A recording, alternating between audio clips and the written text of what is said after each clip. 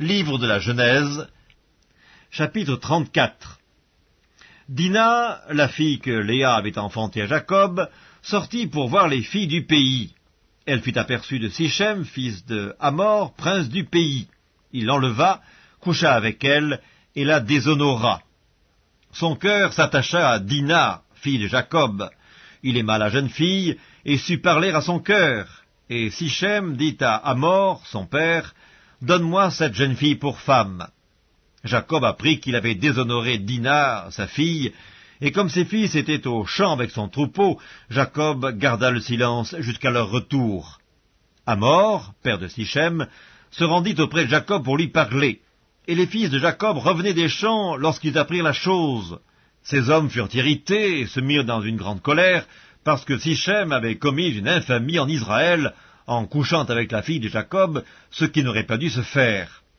Hamor leur adressa ainsi la parole, « Le cœur de Sichem, mon fils, s'est attaché à votre fille. Donnez-la lui pour femme, je vous prie. Alliez-vous avec nous, vous nous donnerez vos filles, et vous prendrez pour vous les nôtres. Vous habiterez avec nous, et le pays sera à votre disposition. Restez pour y trafiquer, et pour y acquérir des propriétés. » Sichem dit au père et aux frères de Dina, « Que je trouve grâce à vos yeux, et je donnerai ce que vous me direz. Exigez de moi une forte dot, et beaucoup de présents, et je donnerai ce que vous me direz, mais accordez-moi pour femme la jeune fille. » Les fils de Jacob répondirent, et parlèrent avec ruse à Sichem et à Hamor son père, parce que Sichem avait déshonoré Dina leur sœur. Ils lui dirent, « C'est une chose que nous ne pouvons pas faire, que de donner notre sœur à un homme incirconcis, car ce serait un opprobre pour nous. Nous ne consentirons à votre désir qu'à la condition que vous deveniez comme nous, et que tout mâle parmi vous soit circoncis. Nous vous donnerons alors nos filles, et nous prendrons pour nous les vôtres. Nous habiterons avec vous, et nous formerons un seul peuple. Mais si vous ne voulez pas nous écouter et vous faire circoncire, nous prendrons notre fille, et nous nous en irons. » Leurs paroles eurent l'assentiment de Hamor et de Sichem, fils de Hamor. Le jeune homme ne tarda pas à faire la chose, car il aimait la fille de Jacob. Il était considéré de tous dans la maison de son père. Hamor et Sichem, son fils, se rendirent à la porte de leur ville, et ils parlèrent ainsi aux gens de leur ville. « Ces hommes sont paisibles à notre égard, qu'ils restent dans le pays, et qu'ils y trafiquent. Le pays est assez vaste pour eux. Nous prendrons pour femmes leurs filles, et nous leur donnerons nos filles. Mais ces hommes ne consentiront à habiter avec nous pour former un seul peuple, qu'à la condition que tout mâle parmi nous soit circoncis, comme ils sont eux-mêmes circoncis. Leurs troupeaux, leurs biens et tout leur bétail ne seront-ils pas à nous?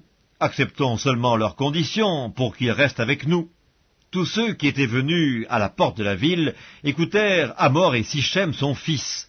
Et tous les mâles se firent circoncire, tous ceux qui étaient venus à la porte de la ville. Le troisième jour, tandis qu'ils étaient souffrants, les deux fils de Jacob, Simeon et Lévi, frères de Dina, prirent chacun leur épée, tombèrent sur la ville qui se croyait en sécurité, et tuèrent tous les mâles. Ils passèrent aussi au fil de l'épée Hamor et Sichem son fils. Ils enlevèrent Dina de la maison de Sichem, et ils sortirent. Les fils de Jacob se jetèrent sur les morts, et pillèrent la ville, parce qu'on avait déshonoré leur sœur. Ils prirent leurs troupeaux, leurs bœufs et leurs ânes, ce qui était dans la ville et ce qui était dans les champs. Ils emmenèrent comme butin toutes leurs richesses, leurs enfants et leurs femmes, et tout ce qui se trouvait dans les maisons. Alors Jacob dit à Simeon et à Lévi, « Vous me troublez en me rendant odieux aux habitants du pays, aux Cananéens et aux Phérésiens. Je n'ai qu'un petit nombre d'hommes, et ils se rassembleront contre moi, ils me frapperont, et je serai détruit, moi et ma maison. » Ils répondirent, « Traitera-t-on notre sœur comme une prostituée ?» Livre de la Genèse, chapitre 35. Dieu dit à Jacob, « Lève-toi, monte à Béthel et demeure-y. Là tu dresseras un autel au Dieu qui t'apparut lorsque tu fuyais Ésaü ton frère. » Jacob dit à sa maison et à tous ceux qui étaient avec lui, « Ôtez les dieux étrangers qui sont au milieu de vous, purifiez-vous et changez de vêtements, nous nous lèverons et nous monterons à Béthel. Là je dresserai un autel au Dieu qui m'a exaucé dans le jour de ma détresse, et qui a été avec moi pendant le voyage que j'ai fait. » Ils donnèrent à Jacob tous les dieux étrangers qui étaient entre leurs mains, et les anneaux qui étaient à leurs oreilles. Jacob les enfouit sous le térébinthe qui est près de Sichem. Ensuite, ils partirent. La terreur de Dieu se répandit sur les villes qui les entouraient, et l'on ne poursuivit point les fils de Jacob. Jacob arriva, lui et tous ceux qui étaient avec lui, à Luz, qui est Béthel, dans le pays de Canaan.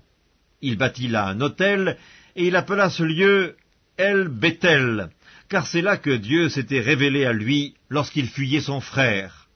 Déborah, nourrice de Rebecca, mourut, et elle fut enterrée au-dessous de Béthel, sous le chêne auquel on a donné le nom de chêne des pleurs. Dieu apparut encore à Jacob après son retour de Padan-Aram, et il le bénit. Dieu lui dit, « Ton nom est Jacob, tu ne seras plus appelé Jacob, mais ton nom sera Israël, » et il lui donna le nom d'Israël. Dieu lui dit, « Je suis le Dieu Tout-Puissant, sois fécond et multiplie. Une nation et une multitude de nations naîtront de toi, et des rois sortiront de tes reins. Je te donnerai le pays que j'ai donné à Abraham et à Isaac, et je donnerai ce pays à ta postérité après toi. » Dieu s'éleva au-dessus de lui, dans le lieu où il lui avait parlé, et Jacob dressa un monument dans le lieu où Dieu lui avait parlé, un monument de pierre, sur lequel il fit une libation et versa de l'huile. Jacob donna le nom de Béthel au lieu où Dieu lui avait parlé. Ils partirent de Béthel, et il y avait encore une certaine distance jusqu'à Ephrata lorsque Rachel accoucha. Elle eut un accouchement pénible, et pendant les douleurs de l'enfantement, la sage-femme lui dit, « Ne crains point, car tu as encore un fils. » Et comme elle allait rendre l'âme, car elle était mourante, elle lui donna le nom de Ben-Oni, mais le père l'appela Benjamin. Rachel mourut, et elle fut enterrée sur le chemin d'Ephrata, qui est Bethléem.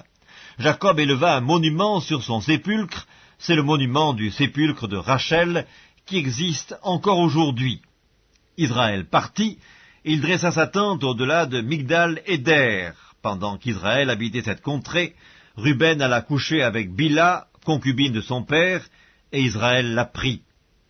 Les fils de Jacob étaient au nombre de 12, fils de Léa, Ruben, premier-né de Jacob, Siméon, Lévi, Juda, Issachar et Zabulon. Fils de Rachel, Joseph et Benjamin. Fils de Bila, servante de Rachel, Dan et Nephtali. Fils de Zilpa, servante de Léa, Gad et Azer. Ce sont là les fils de Jacob qui lui naquirent à Padan-Aram. Jacob arriva auprès d'Isaac, son père, à Mamré, à Kirjat-Arba, qui est Hébron, où avaient séjourné Abraham et Isaac. Les jours d'Isaac furent de 180 ans, il expira et mourut, et il fut recueilli auprès de son peuple, âgé et rassasié de jours. Ésaü et Jacob, ses fils, l'enterrèrent. Livre de la Genèse, chapitre 36. Voici la postérité d'Ésaü qui est Édom. Ésaü prit ses femmes parmi les filles de Canaan. Ada, fille d'Élon le Hétien. Olibama, fille d'Anna, fille de Tsibéon le Hévien. Et Basmath, fille d'Ismaël, sœur de Nébajot. Ada enfanta à Ésaü Éliphaz. Basmath enfanta Réuel, et Olibama enfanta Jéhush, Jaélam et Coré. Ce sont là les fils d'Ésaü qui lui naquirent dans le pays de Canaan. Ésaü prit ses femmes, ses fils et ses filles, toutes les personnes de sa maison, ses troupeaux, tout son bétail et tout le bien qu'il avait acquis au pays de Canaan. Il s'en alla dans un autre pays, loin de Jacob, son frère, car leur richesse était trop considérable pour qu'ils demeurassent ensemble, et la contrée où ils séjournaient ne pouvait plus leur suffire à cause de leurs troupeaux. Ésaü s'établit dans la montagne de Séhir. Ésaü, c'est Édom. Voici la postérité d'Ésaü, père d'Édom, dans la montagne de Séhir. Voici les noms des fils d'Ésaü. Éliphaz, fils d'Ada, femme d'Ésaü. Réuel, fils de Basmath, femme d'Ésaü. Les fils d'Éliphaz furent Théman, Omar, Tsépho, Gaétam et Kénaz. Et Timna était la concubine d'Éliphaz, fils d'Ésaü. Elle enfanta à Éliphaz Amalek. Ce sont là les fils d'Ada, femme d'Ésaü. Voici les fils de Réuel, Nahat, Zérak, Shamma et Midza. Ce sont là les fils de Basmath, femme d'Ésaü. Voici les fils d'Oholibama, fille d'Anna, fille de Tsibéon, femme d'Ésaü. Elle enfanta à Ésaü Jéhush, Jaélam et Coré. Voici les chefs de tribus issus des fils d'Ésaü. Voici les fils d'Éliphaz, premier-né d'Ésaü, le chef Théman, le chef Omar, le chef Tsépho, le chef Kénaz, le chef Coré, le chef Gaétam, le chef Amalek. Ce sont là les chefs issus d'Éliphaz dans le pays d'Édom. Ce sont les fils d'Ada. Voici les fils de Réuel, fils d'Ésaü, le chef Nahat, le chef Zérak, le chef Shama, le chef Mitza. Ce sont là les chefs issus de Réuel dans le pays d'Édom. Ce sont là les fils de Basmat, femme d'Ésaü. Voici les fils d'Oholibama, femme d'Ésaü, le chef Jéhush, le chef Jaélam, le chef Coré. Ce sont là les chefs issus d'Oholibama, fille d'Anna, femme d'Ésaü. Ce sont là les fils d'Ésaü, et ce sont là leurs chefs de tribu. Ésaü, c'est Édom. Voici les fils de Séhir, le Horien, anciens habitants du pays. Lotan, Shobal, Tsibéon, Anna, Dishon, Etser et Dishan. Ce sont là les chefs des Horiens, fils de Séhir, dans le pays d'Édom. Les fils de Lotan furent Hori et Emam. La sœur de Lotan fut Timna. Voici les fils de Shobal, Alvan, Manahat, Ebal, Shépho et Onam. Voici les fils de Tsibéon, Adja et Anna. C'est cette Anna qui trouva les sources chaudes dans le désert quand il faisait paître les ânes de Tsibéon son père. Voici les enfants d'Anna, Dishon et Oholibama, fille d'Anna. Voici les fils de Dishon, Emdan, Eshban, Jitram et Kéran. Voici les fils d'Etser, Bilan, Zavan et Akan. Voici les fils de Dishan, Utz et Haran. Voici les chefs des Horiens. Le chef Lotan, le chef Shobal, le chef Tsibéon, le chef Anna, le chef Dishon, le chef Etser, le chef Dishan. Ce sont là les chefs des Horiens, les chefs qu'ils eurent dans le pays de Séhir. Voici les rois qui ont régné dans le pays d'Édom avant qu'un roi régnât sur les enfants d'Israël. Béla, fils de Béor, régna sur Édom, et le nom de sa ville était Dinaba. Béla mourut, et Jobab, fils de Zérak de Botsra, régna à sa place. Jobab mourut, et Husham, du pays des Thémanites, régna à sa place. Husham mourut, et Hadad, fils de Bédad, régna à sa place.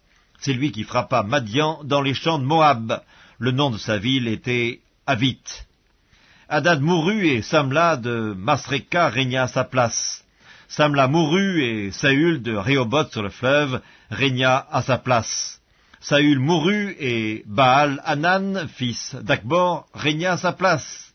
Baal-Hanan, fils d'Akbor, mourut, et Hadar régna à sa place. Le nom de sa ville était Po, et le nom de sa femme, Métra Béel, fille de Matred, fille de Méadzab. Voici les noms des chefs issus d'Ésaü, selon leurs tribus, selon leur territoire et d'après leurs noms. Le chef Timna, le chef Alva, le chef Jétet, le chef Oholibama, le chef Ella, le chef Pinon, le chef Kénaz, le chef Théman, le chef Mitzbar, le chef Magdiel, le chef Hiram. Ce sont là les chefs d'Édom, selon leurs habitations, dans le pays qu'ils possédaient. C'est là Ésaü, père d'Édom.